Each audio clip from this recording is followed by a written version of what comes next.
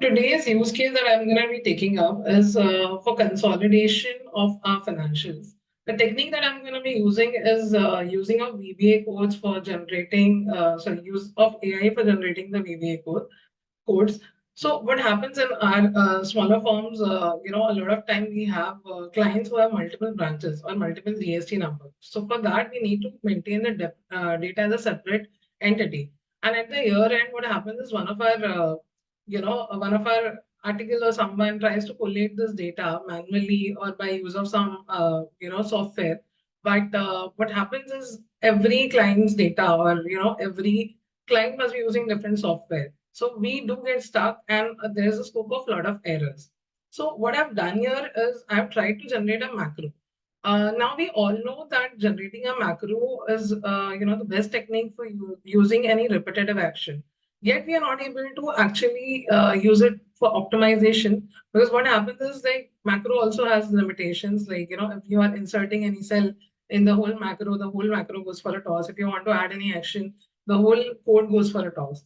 So what I'm going to do is I'm going to generate take the help of AI to generate the codes better and which are more relevant to the given file. So let me start by going to the file. So here what I have done is I have taken the two data of two companies which are divided into accounts, balance group, debit balance and credit balance. What I have here is a trial balance of one company and a trial balance of second company. Now, what I'm going to do is what I've done is I've created a master data for all these, accounts. Like if this is an account, what is a parent group, master group, fin group, and fin object? You can name it differently, but basically it reflects to the kind of detailing that you want to go in. Now, when I want to create a macro, usually what we do is we go here and we start imitating the action. So the first thing I want to do here is create a column called as net amount here, which will eventually consolidate my data and give me a pivot of the same. So usually what I do is I start this macro. Let me name it as console. Yeah, create it. And sorry, I'll record a macro called as console. Yeah, I'm going to replace that. Yeah, and I'm going to do certain action. But what happens a lot of time, these actions are either not captured properly, or if I'm inserting a line, or if I want its formatting, this goes for a toss.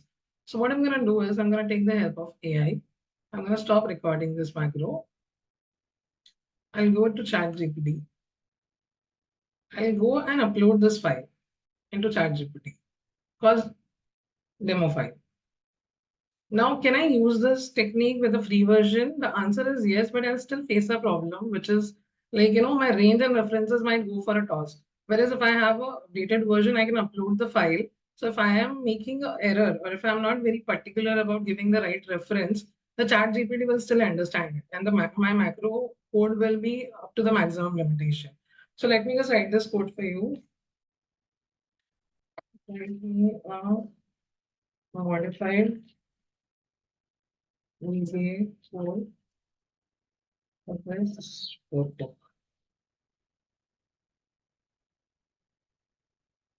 Okay. Now I'll just first step I do is I'll upload this file and I'll tell them to write a modified VBA code so that the file has been given reference to. I've created certain prompts already. So I'm telling I'll take this 4 prompts together.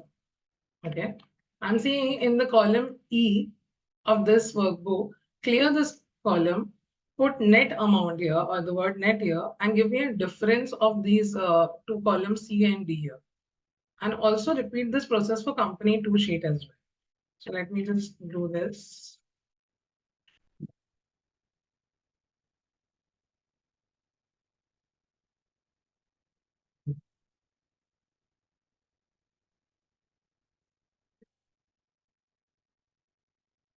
So a particular code which would have taken me hours to generate, AI is giving me within like seconds. So what I do here is I go ahead and I have this code already. Remember, I've created that macro called as console. Let me just go here, edit it, copy it, paste it, and then just run it through. Now, what I have is, yeah, I have the column net in company one as well as company two. The next thing I want to do is I want to have console data here, and I want a certain header here, which I have already taken it in my prompt. That I want the data headers to be accounts A, B, C, so on and so forth. And I also want to format this. So let me just go ahead and add this command prompt here, which will tell me add below action to the above review.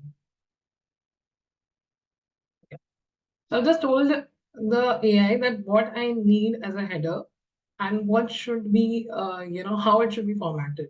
So let's see if it's working out or not. And while it is being done, let me show you whether this command also works for something that I've already removed. So let me remove this particular line and we'll rerun this code. So this code is still being generated. Let us give it a minute to finish it. Okay, that's a second. Yeah. So I'll just go ahead and copy the code here. Paste it. This is coming in between. Yeah. Did I do it correctly? Yeah. And let's run it. So as you can see, what I had removed, it has again repopulated it. I have the headers correctly. And what I've done, I'll just quickly walk through. I'll not take a lot of time. What I've done is I've taken then, I've then given a command that pastes the data from both the sheet into the window, then and delete column BCD because I don't need the debit and credit. Eventually, I need the net amount in there. So let us do that.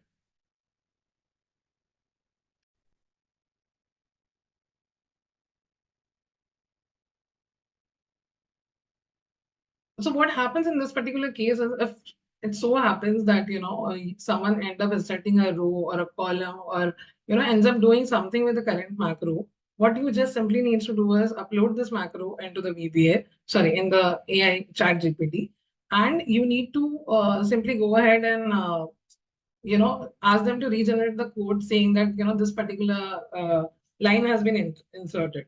They will just the chat GPT will give you a code which will adjust to the whole thing without disturbing the 2 minutes remaining. Sorry, 2 minutes. So let me do this thing very quickly. So I've already created this console file for you. Let me just close this sheet.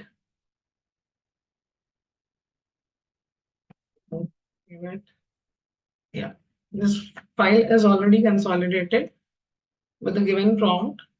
So what the file is doing is again a set of action which is giving the command. So let me show this. I'll just remove this whole console sheet, this net number, this company number. And what happens is I've assigned this macro already to this button and I go ahead and I give this command.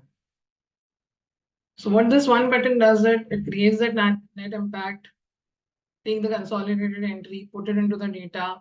And one more important thing which I couldn't get to it, in the console data, it is looking up every field, which is like every bifurcation I've given the master group financial object, which is where it is. It is asking me if it should replace the pivot because I've given the code in that manner that pivot should be reinserted every time. So if you see the console data, what it has done on its own, it has applied VLOOKUPs directly from the master sheet, and eventually it is giving me a pivot created of the same number from that data. So now what I need to just simply do is go ahead and link this number to my schedule 3 or my final balances without wasting any time. And you can also check if the company data which I have been created. Here I have around 314 data and 571 data, and the console data is taking this whole thing clearly. So It is one of the use case which I'm used to, like, consolidate the Attention. whole thing. But Time is again, up. okay. Okay.